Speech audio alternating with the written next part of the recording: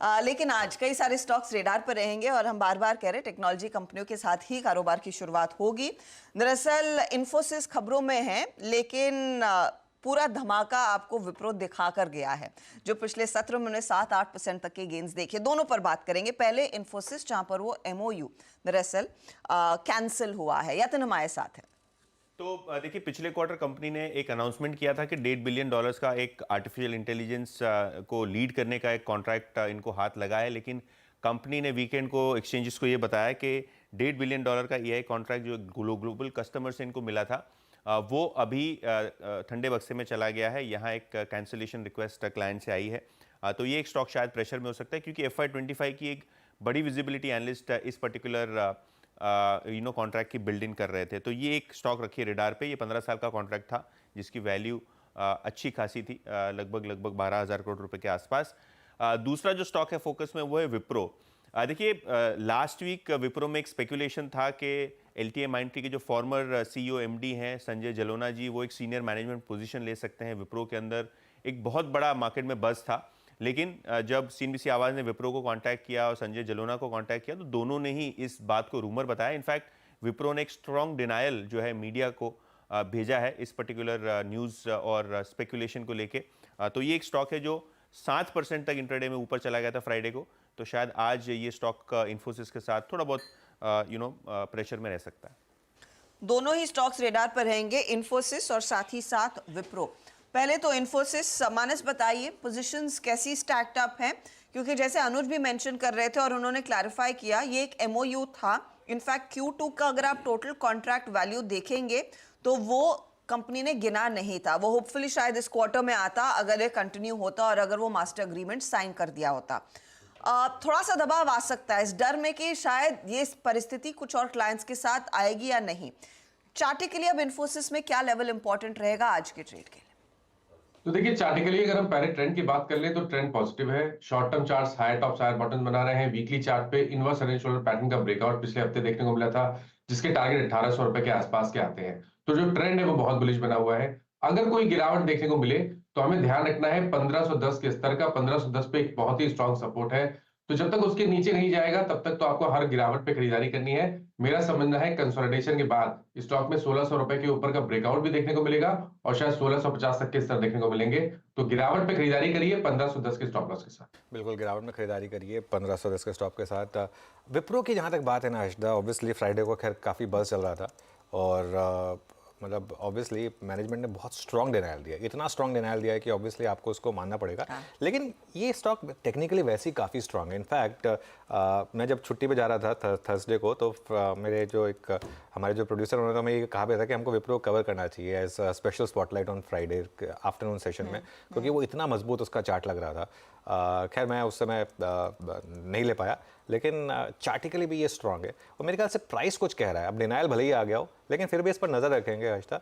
इसने काफ़ी underperform किया है, इस चीज़ का ध्यान रखिए। और वैल्यूएशन वाइज ये स्टॉक अभी भी एक लार्ज कैप में एक शायद इकलौता यही होगा और शायद एक टेक महिंद्रा होगा जो despite being at 52 week high काफ़ी अंडर परफॉर्म किया और अभी भी शायद वैल्यूएशन कंफर्ट है यहाँ पर कंपैरेटिवली। तो इस पर भी नज़र रखेंगे हम, क्योंकि जिस तरीके से ब्रेकआउट दिया स्टॉक ने, कुछ तो है यहाँ पर, कुछ तो बड़ा एक्शन बनता दिखाई दे रहा है। इस पर एक फटाफट से चार्ट चेक ले लिया जाए। कंस्ट्रेंग पिछले सत्र में एक धमाकेदार तेजी, और विप्रो की हिस्ट्री में मुझे नहीं याद है कि इस तरह का एक दिन में बड़ा एक्शन आता हुआ दिखाई दिया हो। आशीष बहेती, परसों का सत्र हम सब जानते हैं कितना बड़ा मूव देखने को मिला था। आज के लिए आपके लिए लेवल कौन सा इंपॉर्टेंट रहेगा? जी अर्शदा मैम, बहुत अच्छा चार्ट स्ट्रक्चर बना हुआ है और जिस हिसाब से विप्रो ने जहाँ सारे आईटी कंपनीज मतलब mid cap and small cap ने अपना 52 वीक काफी ने तो ऑल टाइम हाई लगा दिया, विप्रो अभी भी अपने ऑल टाइम हाई से काफी दूर है।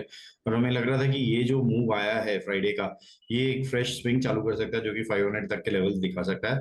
तो थोड़ा सा वेट एंड वॉच रखते हैं, क्योंकि ये न्यूज का इम्पैक्ट देखने मिल सकता है। 550 का जो अहम लेवल है उसे ध्यान रखिए। उस लेवल पे जरूर एक बार तेजी की तरफ थोड़ा सा पोजीशन बनाया जा सकता है। डिप में खरीद नहीं की जा सकती है।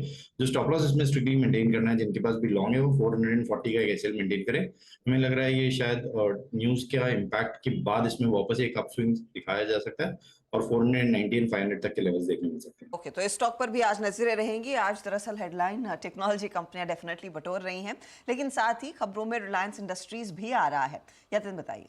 तो इकोनॉमिक टाइम्स के जो हवाले से खबर आ रही है और जो उनके सूत्र उनको जानकारी दे रहे हैं वो ये दे रहे हैं कि वॉल्ट डिज्नी और रिलायंस इंडस्ट्रीज ने एक non binding term sheet sign की है 25 दिसंबर को इंडिया मीडिया ऑपरेशंस के मर्जर को लेके। ऑब्वियसली ये एक शेयर स्वैप और कैश डील हो सकती है जिसके अंदर रिलायंस इंडस्ट्रीज 51% और बैलेंस 49% जो है डिज्नी के पास हिस्सा रह सकता है। और ऑब्वियसली ये मर्जर के कारण एक इंडिया की सबसे लार्जेस्ट एंटरटेनमेंट कंपनी खड़ी हो सकती है। ऑब्वियसली इसके अंदर टीवी 18 ब्रॉडकास्ट, जियो सिनेमा, रिलायंस इंडस्ट्रीज, डिज्नी ये सब लिस्टेड एंटिटीज़ हैं जो लोकल और डोमेस्टिकली अगर आप देखें तो इम्पैक्ट कर सकती हैं पूरे के पूरे ट्रांजैक्शन को। हालांकि रिलायंस इंडस्ट्रीज़ ने इस पर्टिकुलर ट्रांजैक्शन पे कोई भी प्रकार की टिप्पणी अभी तक नहीं की है, ना ही कोई एक्सचेंज क्लैरिफिकेशन आया है। लेकिन हाँ, ये बहुत टाइम से न्यूज़ रिपोर्ट चल रही है कि रिलायंस इंडस्ट्रीज और डिज्नी बातचीत कर रहे हैं अपने एंटरटेनमेंट बिजनेस को मर्ज करने के लिए। डील का स्ट्रक्चर अभी तक क्लियर नहीं है। ओके, तो वो डील का स्ट्रक्चर अभी तक क्लियर नहीं है। रिलायंस इंडस्ट्रीज़ की तरफ से इस खबर पर पुष्टि नहीं आई है, उसका इंतज़ार रहेगा गाबा जी। लेकिन रिलायंस इंडस्ट्रीज़ बिग बॉय है और पिछले हफ्ते जब भी मार्केट लड़खड़ाया है इसने अपना काम किया है मार्केट को सपोर्ट करने का। इस हफ्ते के लिए कोई खास लेवल जो आप ट्रैक करना चाहेंगे? 5 दिन का अपमूव था, उसके बाद 4 दिन की एक कंसोलिडेशन हुई है। Strong support zone Reliance industries के है करीब 2525। जब तक हम 2525 के ऊपर है तब तक सब ठीक है। एक अपमूव मिल सकता है, इतना है कि शायद रेस्ट ले रहा था 4 दिन के लिए, लेकिन अपमूव कायम है। नेक्स्ट टेक्निकल टारगेट रिलायंस के होंगे 2600। तो यस, बाय मोड पर तो है रिलायंस इंडस्ट्रीज। रिलायंस इंडस्ट्रीज अगर आप ट्रेड ले रहे हैं तो विद ड्यू डिस्क्लोजर आप अपने एक एनालिस्ट, इंडिपेंडेंट एनालिस्ट से भी बातचीत कर लीजिएगा, क्योंकि जो चैनल आप देख रहे हैं ये नेटवर्क 18 का हिस्सा है जिसका स्वामित्व प्रबंधन रिलायंस के हाथ में है। चलिए, एक और स्टॉक जो इनफैक्ट फोकस में था वो था यूपीएल। बोर्ड बैठक पिछले सेशन यानी कि फ्राइडे को हुई और कंपनी फंड रेज के लिए तैयार हो चुकी है। कितना फंड जुटाएंगे यातिर? तो ये यूपीएल ने एक बोर्ड अप्रूवल दिया है 4200 करोड़ रुपए के राइट्स इशू करने का। और अगर हम बात करें तो यहाँ जो राइट्स इशू है 4200 करोड़ रुपए का, ये प्राइमरीली डेट कम करने के लिए माना जा रहा है कि ये राइट्स इशू लाया जा रहा है। ऑब्वियसली 2022 में कंपनी ने एक बायबैक भी किया था 1100 करोड़ का, तो बैलेंस शीट पे जो कैश था वो इक्विटी कम करने पे गया था।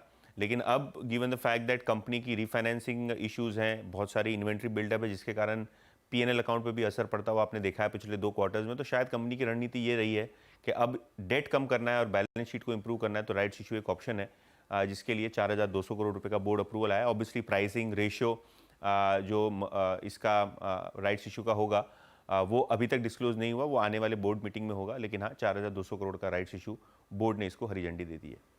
ओके, 4200 करोड़ का राइट्स इशू।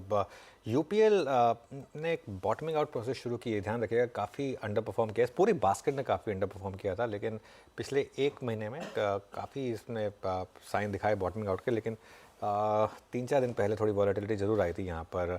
एक बार इस पर एक टेक ले लेते हैं। आशीष जी, क्या व्यू रहेगा यूपीएल पर? जी अनुज जी, ओवरऑल स्ट्रक्चर देखिए केमिकल स्टॉक्स में सब में अच्छा बना हुआ है। यूपीएल वापस अपना 20 डेमा अप्रोच कर रहा है और हमें लग रहा है कि 20 डेमा के ऊपर सस्टेन करता है, जो कि 585 का जोन है, तो इसमें एक अच्छी मूव वापस देखने मिल सकती है और शॉर्ट्स इसमें से भी एग्जिट करते हुए देखने मिल सकते हैं। तो 555 के ऊपर ही खरीदारी की सलाह रहेगी फॉर अ टारगेट ऑफ 600 के फर्स्ट टारगेट के लिए। जो इसमें स्टॉप लॉस मेंटेन करना है 585 के, अगर ऊपर बाय कर रहा है तो 578 का एक स्टॉप लॉस मेंटेन करें। ओके, तो ये 578 का स्टॉप लॉस यूपीएल में आप कह रहे हैं एक अपॉर्चुनिटी रहेगी। अच्छा, गौरांग सब भी हमारे साथ जुड़ गए। गौरांग जी नमस्कार, स्वागत है आपका मैं टॉप कॉल लूंगी, लेकिन यूपीएल पर आपकी राय क्या रहेगी? 4200 करोड़ राइट्स के जरिए रेस करेंगे। पिछले साल मार्च के महीने में 1000 करोड़ खर्च किए थे बायबैक के लिए। कंपनी पर डेट दरअसल अच्छा खासा है, $3.7 बिलियन, जो सितंबर इकाई में इन्होंने मेंशन भी किया था, डिस्क्लोज किया था। कैसे पढ़े इस फंड रेस को? धन्यवाद हर्षिता आपका, और आप सभी को शुभ प्रभात हमारे तरफ से और सादर प्रणाम। पहले तो डिस्क्लोजर दे देते, यूपीएल पर बुनियादी तर्क के आधार पर खरीदारी की राय है।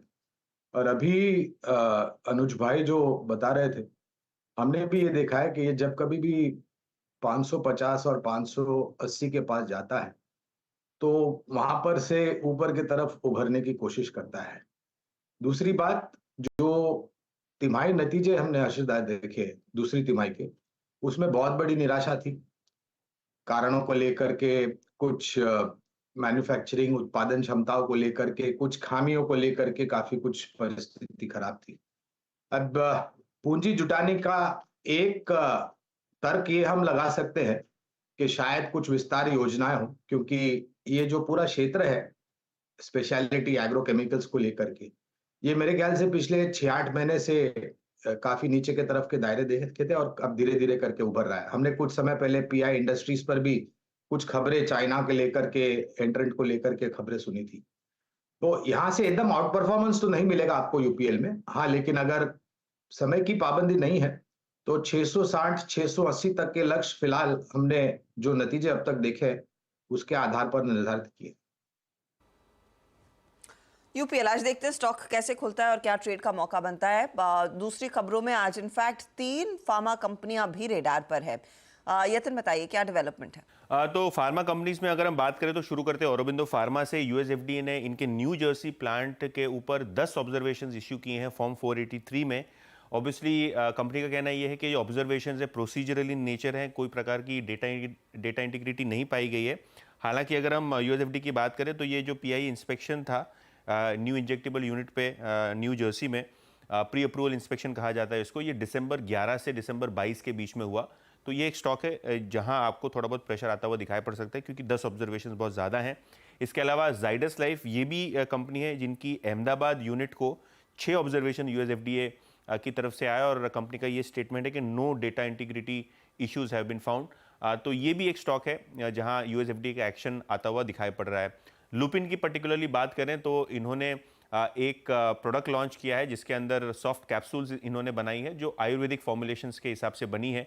और अगर हम बात करें कि जो कनाडा में सैनोफी से नए प्रोडक्ट्स हैं और जो इनका ट्रांजैक्शन है वो कंपनी के साथ, यहाँ भी आपको न्यूज़ आते हुए दिखाई पड़ रहे हैं। तो ये 3 स्टॉक्स हैं जहाँ फार्मा सेक्टर के सबसे ज़्यादा न्यूज़ फ्लोज देखने को मिल रहे हैं। लुपिन, औरोफार्मा और साथ ही साथ जाइडस लाइफ, तीनों में आपकी नजरें रहेंगी। राजेश सातपुते, फार्मा कंपनियों पर आपकी अच्छी खासी नजर रहती है, बताइए आज ट्रेड लायक तीनों में क्या लग रहा है।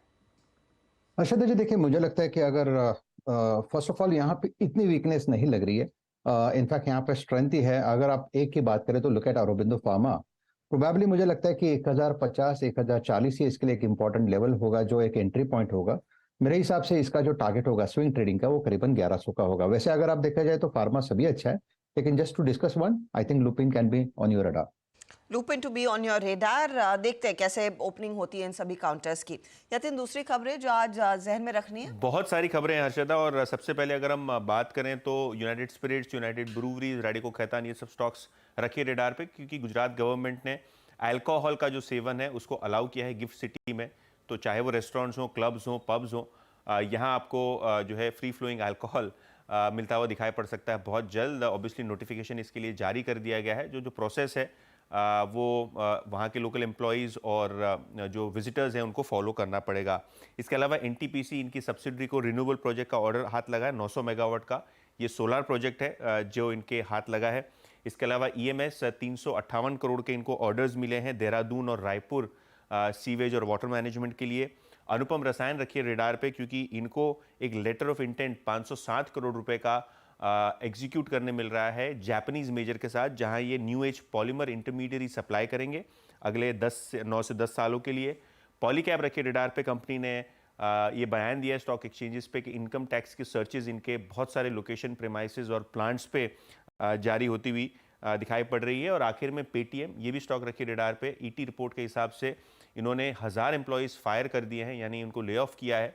और ये एम्प्लॉयज़ निकालने का कारण ये है कि कंपनी अपना ऑटोमेटेड और एआई रिलेटेड जो प्रोसेस है वो शुरू करने वाली है, जिसके कारण ह्यूमन इंटरवेंशन कम लगेगा। और 1000 एम्प्लॉयज़ को इन्होंने ओवर द पीरियड जो है वो निकाला है कंपनी से। तो इनफैक्ट ईडी की रिपोर्ट कहती है कि ले ऑफ है वो पूरे 1000 एम्प्लॉयज का चंक निकाला नहीं गया है over a period of time. शायद 1000 कर्मचारी कंपनी से निकले होंगे, लेकिन हाँ आर्टिफिशियल इंटेलिजेंस पर अच्छा खासा फोकस है, कॉस्ट कटिंग पर कंपनी जोर दे रही है और ये कदम सब दरअसल प्रॉफिटेबिलिटी की तरफ कंपनी को ले जाने के पीछे ही ये फिलहाल स्टेप्स लिए जा रहे हैं। ये भी इनफैक्ट क्लैरिटी पेटीएम ने दी है। देखते हैं आज स्टॉक कैसे रिएक्ट करता हुआ दिखाई देगा। अच्छा गौरांग जी, एक तो ये यूएसएल और यूबीएल, वैसे मैं छोड़ना चाहती थी इस चर्चा को वीरू के लिए, लेकिन गिफ्ट सिटी में कुछ चंद लोगों को मौका मिलेगा इनके प्रोडक्ट्स के सेवन करने का। स्पेसिफिक परमिट्स दिए जाएंगे यहाँ पर जो लोग काम करते हैं, कुछ गेस्ट जो वहां पर जाएंगे उनके लिए। क्या एक बड़ी अपॉर्चुनिटी है इन स्टॉक्स के लिए? देखिए, पहले तो यूबीएल, यूनाइटेड बेवरेजेस लिमिटेड, यहाँ पर बुनियादी तर्क के आधार पर खरीदारी की राय है। और अभी दिसंबर के पहले हफ्ते में मैं अहमदाबाद में ही था और ये बात को लेकर के काफी कुछ चर्चाएं वहां पर हो रही थी और आखिरकार अब मेरे ख्याल से बहुत जल्द स्पष्टीकरण आ जाएगा सरकार के तरफ से। ये इसलिए किया जा रहा है क्योंकि एक modern city with in the city develop करने के प्रयास हो रहे थे और अब वास्तविकता में परिवर्तन हो रहा है और ज्यादातर लोग जो यहाँ पर कामकाज करेंगे और रहेंगे हर्षदा, वो गुजरात के बाहर या फिर एक्सपैट्स आउट ऑफ इंडिया जो होंगे वो कामकाज करेंगे। और जिस तरीके से माहौल था पहले गुजरात में पाबंदियों को लेकर के, मेरे ख्याल से एक अपॉर्चुनिटी बिल्कुल है इस क्षेत्र से जुड़ी हुई जो बड़ी कंपनियां हैं जिनके पास अच्छे खासे प्रोडक्ट ऑफरिंग है, मिसाल के तौर पर यूनाइटेड स्पिरिट्स, यूनाइटेड बेवरेजेस और बाकी अन्य एक दो कंपनियां। लेकिन बुनियादी तर्क के आधार पर यूबीएल पर खरीदारी की राय है। अब क्या सफलता मिलती है और खपत किस तरीके से होता है वो तो आने वाले मेरे ख्याल से बहुत ही करीब के भविष्य में हमें पता चलेगा, लेकिन हाँ, एक मौका बिल्कुल है। ओके, एक मौका डेफिनेटली है। चार्ट्स पर कुछ आप ध्यान दे रहे हैं क्या कविता जी, यूबीएल या फिर यूएसएल का? हर्षदा जी, मुझे लगता है यूबीएल पर प्लेसमेंट ज्यादा अच्छा लगता है as compare to USL. Scope, further rise scope के अकॉर्डिंग बात कर रही हूँ।